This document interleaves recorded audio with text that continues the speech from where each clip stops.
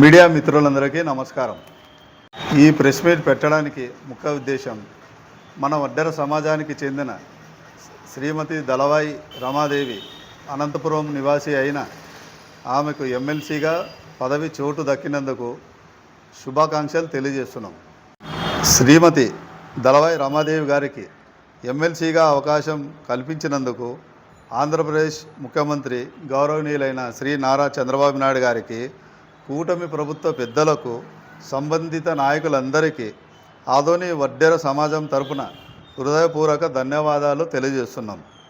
దళవాయి రమాదేవి గారు ముఖ్యంగా మన వడ్డెర కుటుంబాల అభివృద్ధి, విద్య, ఉపాధి, రాజకీయ ప్రాతినిధ్యం, సామాజిక సంక్షేమం వంటి అంశాలపై ఆమె ప్రత్యేకంగా దృష్టి పెట్టాలని మనస్ఫూర్తిగా కోరుతున్నాం. నా పేరు వడ్డే కృష్ణ, ఆదోని. ఈరోజు మీడియా మిత్రులందరికీ నమస్కారం. గౌరవనీయులు దళవాయి రామాదేవి గారికి ఎమ్మెల్సీగా స్థానం దక్కినందుకు శుభాకాంక్షలు తెలియజేస్తున్నాం. అలాగే కూటమి ప్రభుత్వం వల్ల మనకు వడ్డెర జాతికి చెందిన వెనుకబడిన తరగతి అమ్మాయికి ఎమ్మెల్సీగా ఇచ్చినందుకు కూటమి ప్రభుత్వం వాళ్ళకు కూడా ధన్యవాదాలు తెలుపుతున్నాం. ఈ ఎమ్మెల్సీ ఇచ్చినామని మనమందరూ సంతోషపడడం చాలా గర్వకారణంగా ఉంది.